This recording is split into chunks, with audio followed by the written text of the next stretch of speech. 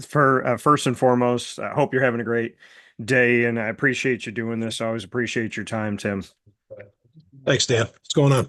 Not too much. So, taking a look, kind of going off of what you were just speaking on here when it comes to scheduling, November and December have become ever more important, it seems like, to the NCAA selection committee and these quad wins. And some coaches within the conference of the AAC said, they try to schedule games and certain schools don't want to play them. So, how do you take a look at that when it comes down to getting those multiple bids, knowing how important November and December is? And that non-conference schedule, including if there's cases where certain schools will not schedule the AAC.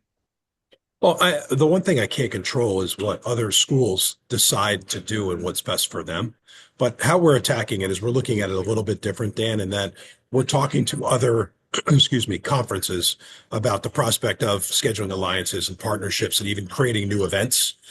So that's, I think, how we'll attack it is to try to create something consistent because my hat's off to the schools. Like scheduling is brutal.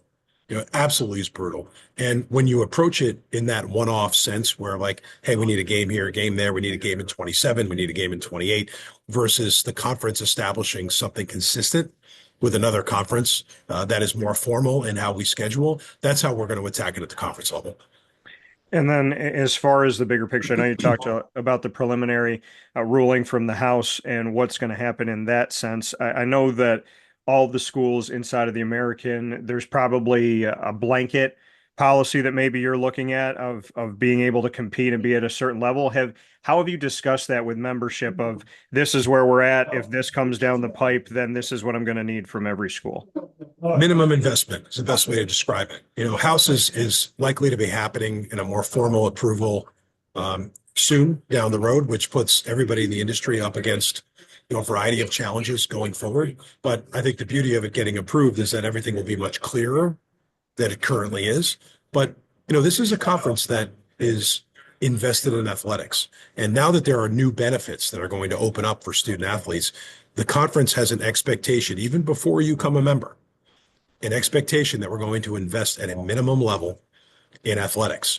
And the reason I say minimum level is because it gives us all the ability to, compete at a certain floor of investment, and that it gives institutions that have the ability to do more than that to exercise that, right? To be sort of free in the market. But we have an expectation that our institutions are going to invest at a minimum level. And I think that's just another thing on a long list of things that continues and will separate us from everyone else. And then specifically to men's and women's basketball, this conference has had teams like UAB as well as Memphis. We've seen what FAU can do. There's been success in different areas, and we've seen some of these incredible stories. When you look at the port in Wichita State as well, before they came into the conference, had a run to the Final Four. So, what do you see from this portfolio? And when you are putting it out in front of eyes and ears when you're sitting at different meetings and whatnot across the country for commissioners. What is this portfolio of the American? How would you describe it when it comes strictly to basketball, men's and women's?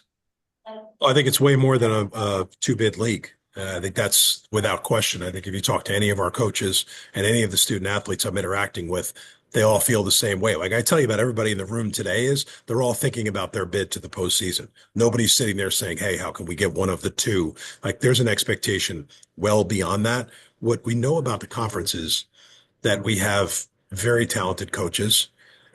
We have attracted some really attractive coaching talent, and it starts there. And you also look at everybody wants to talk about the transfer portal and like who's going from the conference to another. There has been an influx of talent in the transfer portal, in addition to the foundations of talent that have already been built in our conference. So that's what gets us excited. And I think that whole earn it mentality is what we're about in this conference. I think everybody expects to line up, compete, and earn it. And I think that's what will, be our signature this season. Thanks, Tim. I appreciate it. Thanks, Dan. Tim, when we look at the fact that back in the day there were mega conferences, they got so big, they ballooned, they blew up. It seems like we're heading back to that world. There's conferences that are close to having 18, if not 20. And you've spoken on realignment. Where are we at right now as far as how you think things are going? Is it getting too big? Is it getting in a place where it's not as manageable when you have so much membership and you're trying to align? How do you see it? Well, what I see is the only lens I can look through, Dan, is at our place, and I don't think any of those things. I think we have a membership that is aligned and committed to trying to build, for now, what it is that we're building. As it relates to like, is 18 too big? Is 20 too big? I think everybody has got to decide what the right mix is for them, right? And what the right number is for them, and how you can create enough value for everyone. And is it sustainable from an experience point of view? So I think everybody has different criteria. I know for one, a primary criteria at our place is always going to be student athlete experience. And listen, I think everybody talked about expansion and what happened with the Pac-12 and the AAC. Like I said earlier, we've got a commitment in our conference to be where our feet are and build while we're together. And while there always are going to be other opportunities down the road, we are where we are today, and we have to work together to build that thing. But as far as the mix goes, we've had a ton of opportunities over the past 100 days since I've been on the job to bring membership to the league. But we're going to be very specific about who do they meet our criteria. Does it impact student athlete experience? And can we create incremental value for all by doing that? And that typically is one of the harder things. Like the student athlete experience that's always going to be one that we're going to focus on, because my sense across our conference is that's a non-negotiable.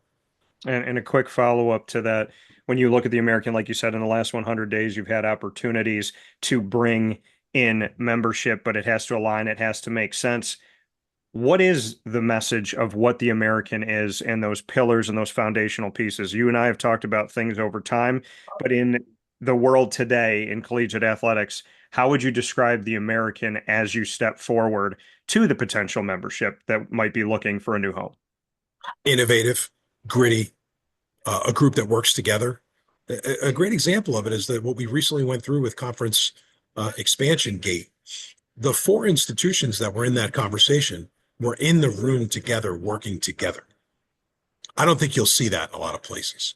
So unity is one thing that I would put out there as well. And as I've talked to, we take every phone call. Like my job is to make sure to evaluate every opportunity that's out there for us. And the unity factor is what has been really magnetic, especially in the past 30 days. And as I talk to institutions, that's a big, important factor in it.